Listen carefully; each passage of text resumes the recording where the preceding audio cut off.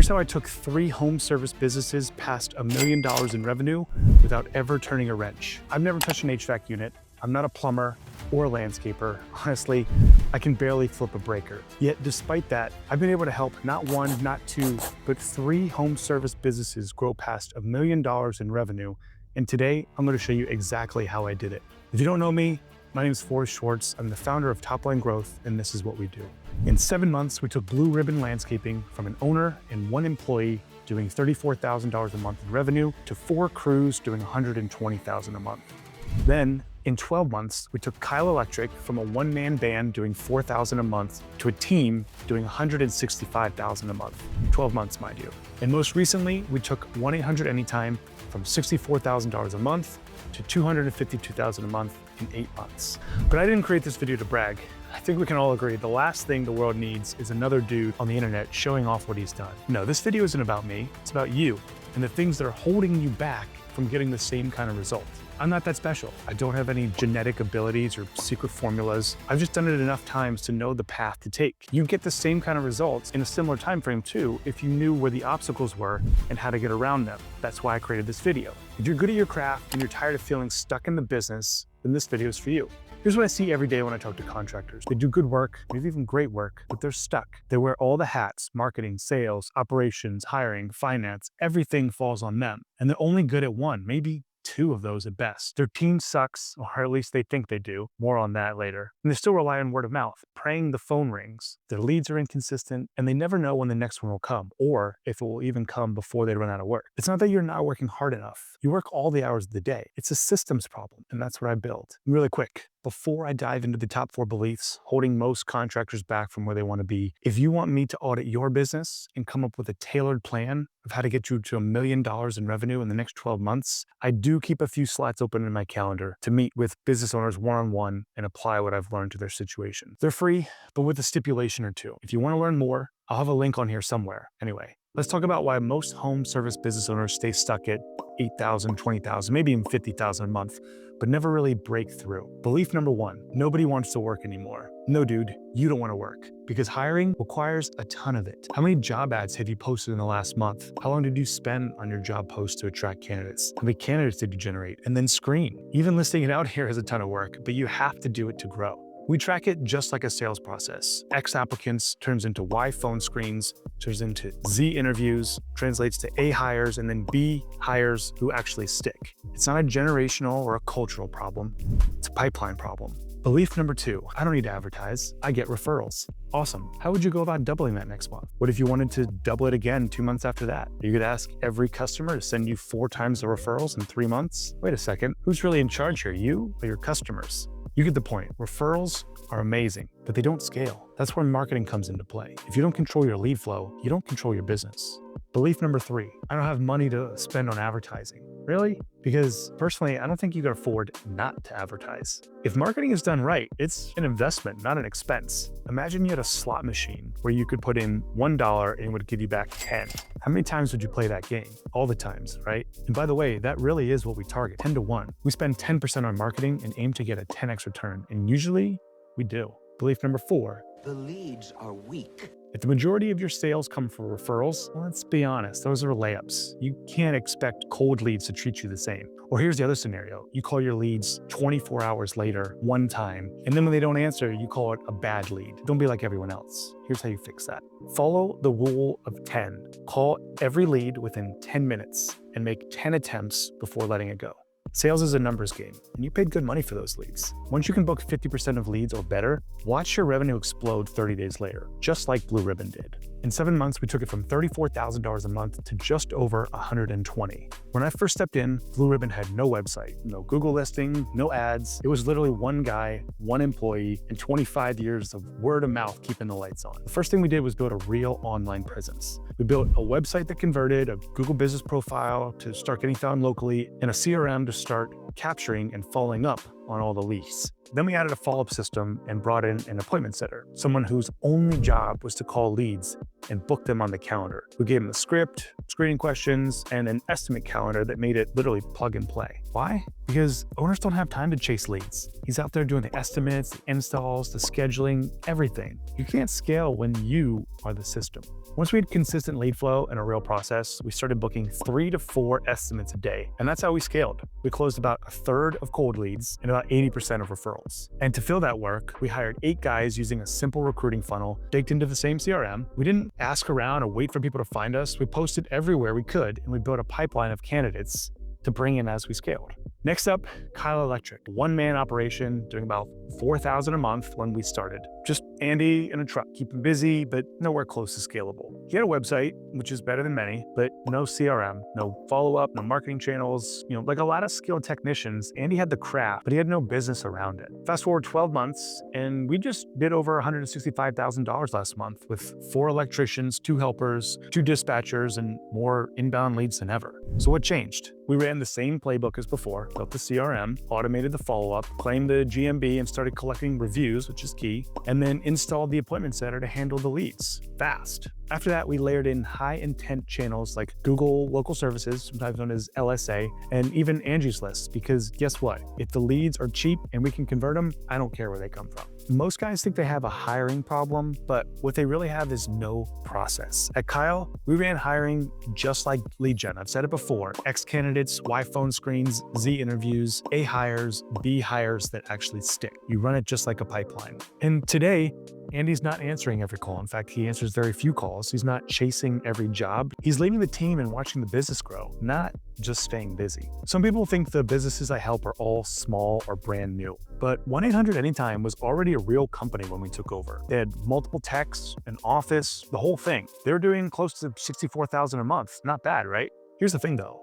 They've been slowly shrinking for the last 5 years. Revenue was down year over year, 5 years in a row. They were on Google Ads, LSA, Nextdoor, but they didn't have a good idea what their ROI was on any of them. So we cleaned that up by setting up attribution, call tracking, and landing page routing. Now we measure every channel, doubling down on the winners and cutting back on the losers. But marketing isn't enough if you don't have people who can close. So we hired techs who could sell and then brought in a GM with legit sales background. That changed everything. Honestly, my biggest takeaway from working with bigger companies is the impact that top talent can have on a business. It's been 7 months now, and we're on track to do over $250,000 this month. And it's just getting started.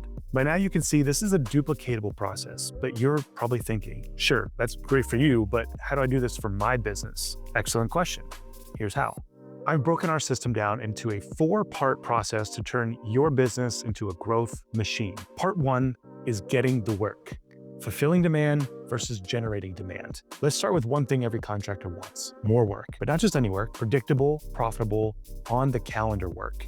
Step 1 of Get Work is to build the machine before you fuel it. Don't start by throwing money at ads. You start by setting up your CRM with a pipeline to track lead status, a calendar for appointments, and basic follow-up automations. If you can't track leads, follow up fast, or remember who's booked, you're lighting money on fire. Step 2 is fulfill demand first. We always start with inbound channels because these are people who already know they need help. These are things like Google Business Profile, which is the holy grail, Google Local Service Ads, which is basically like paid GMB, SEO and your website, which is the best ROI you can get, but it takes time to build, Angie's Leads. Be fast or forget it. We call this fulfilling demand. Why?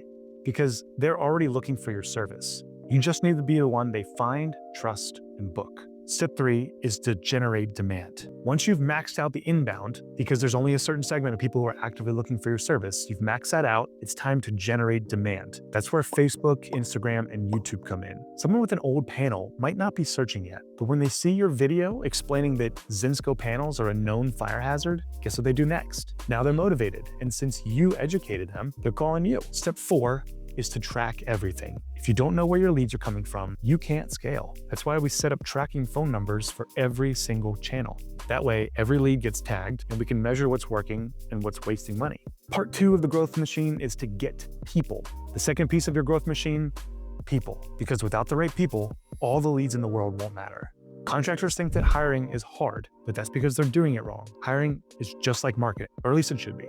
Think about it. A job post is an ad, just like an ad for customers, but most contractors write job ads like they're doing you a favor. Step 1 is to attract applicants like customers. You're not just offering a job, you're offering paid time off, growth opportunities, great culture, fast-moving company, a place they actually want to work for. You're offering all those things, not just, hey, do these things and you get paid an hourly wage. Every job has that, but what does your job have that's different? You want to promote that. You have to sell the job, just like you sell your services. Step number 2, and I've already said it twice, so this is the 3rd time, know your funnel. Here's how it breaks down to us. For every 100 applicants we get, that turns into 20 phone screens. Of the 20 phone screens, it turns into 10 interviews. Of the 10 interviews, it turns into 4 offers or hires. And then of those 4 offers or hires, only 2 actually stick it out past the 90 days. That means our goal isn't to just hire someone, it's to get 100 applicants, because we know that 100 applicants is going to turn into 2 good employees that stick it out. So all we have to do is get 100 applicants and we know what's going to happen. Step 3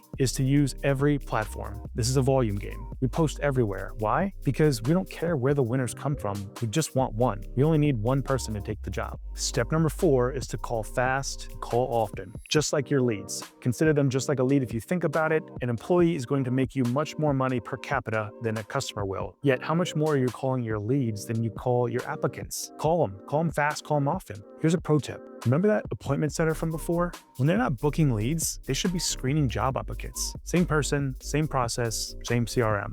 Most contractors wait days to respond. We call every good applicant within 24 hours and get them on a phone screen to see if they pass some basic criteria. Step 5, same CRM, different pipeline. We run hiring through the same CRM as leads because it's literally lead generation. Just make sure you tag it differently because you're not just building a team, you're building a machine that attracts, screens, and hires people. Just like sales. Don't leave it to chance. Don't whine about work ethic. Build a real process and get real results. Part number 3, get systems. This is the part that no one wants to hear about, but it's what separates a 6-figure hustle from a 7-figure business, and that is systems. The truth is, most contractors have 1 or 2 systems total. If your crew has 6 different group chats, your calendar's in your head, you're sending quotes from a notes app, that's not a business. That is a disaster waiting to happen. Here are the tools that we use, but you don't have to. We use Slack for team communication because having 16 different group texts is not a system. We use Jabber for scheduling and project management, although we've also used Adminmatic and we've used Service Titan as well.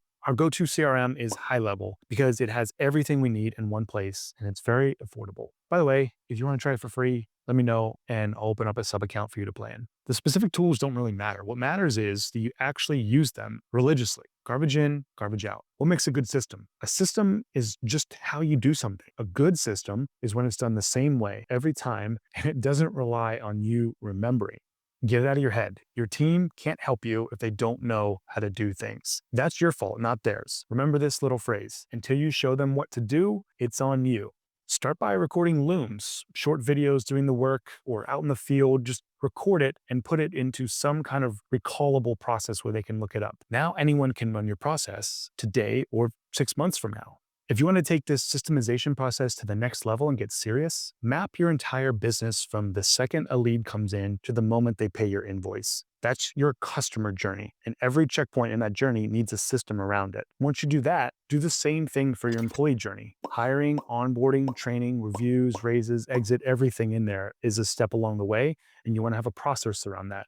When you have a map you can see from above, you can see all the different processes that need to be mapped out, as well as figure out which ones are your bottlenecks or the ones that are holding you back that need to be fixed. Your business is a machine. Every moving part needs instructions or breaks. Build your systems once, update them over time, and then train your team to run them. That's how you buy back your time and build something that lasts. Part number 4 is my favorite. Get out of the way. The last part of the machine is simple, but it might be the hardest one to do. You've got to get out of the way. It means getting out of the field, getting out of the weeds, and eventually getting out of the day-to-day decisions entirely. You're going to be tempted to jump back in. You're thinking, it's faster if I just do it. And you're right for that one time. What about next time? And the time after that? Every time you jump in, you rob your team of the chance to learn. When an employee screws up, your first reaction might be, what an idiot. But try this instead. Where did I fail to give them clear instructions? Did you even give them instructions? Have you recorded a loom? Have you created a checklist? Remember, until you show them what to do, it's on you. Your job isn't to do everything. Your job is to build a system where someone else can do it well without you. The best companies don't have better people, they have better systems and owners who train, trust, and stay out of the way. Think of McDonald's is run by high school students. That's how you get your time back. That's how you scale. And that's how you go from running a business to owning one. If you're stuck and trying to grow your home service businesses, whether you're doing 10,000 a month or 200,000 a month, it's usually not because you're lazy or because people don't want your service. It's because you're missing one or more of the 4 key pieces that create real sustainable growth. That's why I offer something called the 4-part growth session. It's completely free and it's designed to do 4 things for you right there on the call. 1, a direct audit. 2, a brainstorm game plan. 3, a polite kick in the ass. And 4, a clear next step, with or without me. Now, here's the part I want to be clear about. This is not some fake strategy session just to pitch you. If you get value out of the session and want some help implementing it, great. We can talk about what that looks like. If not, no hard feelings. You'll still leave with more clarity and a game plan for growth. Here's what we do. Identify where you are right now. We're going to break things down, what's working, what's not, where are the biggest bottlenecks, and whether it's leads, hiring systems, or just being stuck in the weeds. Clarify where you want to go. We'll figure out what you actually want out of the business, whether it's freedom, more money, more time with family, and how to set targets to get you there. 3, we're going to lay out a plan. We're going to map out the steps needed to happen to reach those goals, the systems, the hires, the marketing, sales process, and which ones to do first. 4, we're going to show you exactly what's missing. We'll connect the dots so you can clearly see what's holding you back, and more importantly, what to do about it. Again, this is not a veiled sales pitch. This is not a webinar. It's not a course. It's just you, me, and a sharp look at your business. If you want to book one, click the link below, pick a time that works for you, and let's get to work.